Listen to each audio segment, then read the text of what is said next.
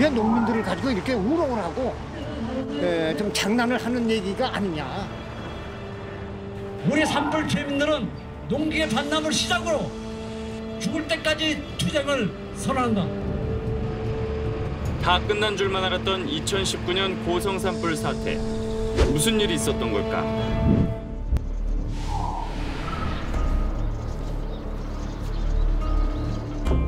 (2019년 4월 4일) 저녁, 불은 시작됐습니다. 전신주 아래에서 시작된 불은 걷잡을 수 없이 야산으로 번졌습니다. 처음 불꽃이 번쩍인 뒤 불과 3분 만입니다. 빠르게 퍼진 산불에 언론은 우왕좌왕했습니다. 재난주간 방송사인 KBS는 재난특보가 늦어지면서 지탄을 받았고, 강릉에 있던 취재기자가 산불 현장인 고성에 있는 것처럼 방송해 방심위로부터 징계 처분을 받기도 했습니다. 속보 경쟁 속에서 오보를 쏟아내는 과거의 실수도 반복됐습니다. MBC는 속초의 가스 충전소가 폭발했다는 속보, 연합뉴스와 SBS는 목줄에 묶인 강아지가 화마를 피하지 못했다는 기사를 냈지만 모두 사실과 달랐습니다. 특히 화재 상황에 대한 기사는 쏟아졌지만 주민에게 절실했던 대피나 구조 상황, 피해 방지 요령 같은 정보는 부실했습니다. 화재 상황에 집중하다 보니 불이 진화되자 언론 보도량도 급격히 줄었습니다. 한국언론진흥재단이 운영하는 뉴스 분석 시스템을 이용해 당시 보도량을 분석해봤습니다. 화재 당일은 199건. 불이 밤새 번지다 보니 다음 날 보도량은 1,400여 건으로 크게 늘었고, 진화가 끝난 셋째 날부터는 큰 폭으로 줄었습니다.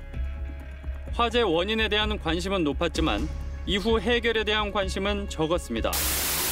세월호 참사를 계기로 2014년 언론의 재난보도 준칙이 마련된 후 일부 개선된 점도 있지만 재난재해를 보도하는 방식은 크게 바뀌지 않았다는 평가가 나옵니다. 언론학계에서는 그게 이제 냄비 저널리즘이다, 뭐 이렇게. 특히 재난 같은 경우는 어떤 면에서 이 전문성 부족이라 할까요? 여기에서 원인이 있습니다. 일본 같은 경우는 각 언론사마다 재난 전문가가 양성이 돼 있습니다. 언론이 3가지 유형의 재난 정보 제공에도 충실해야 한다고 강조합니다. 재난을 방지하는 예방 정보와 재난 발생 시 피해를 최소화하는 응급 정보, 재난 상황이 종료된 뒤에도 꾸준히 제공해야 하는 복구 정보가 그것입니다. 그러니까 이 바쁜 기자들이 뛰는 것보다는 전문가들이 뛰면 훨씬 더 역할 분담도 되고 이 기획적으로 전문적으로 보도를 할 수 있다고 봅니다. 그래서 전문가들하고 연결을 해서 재난 보도, 재해 보도가 이 대응 팀을 만들어 두면 일어나면 그 사람들 같이 협업을 하게 됩니다.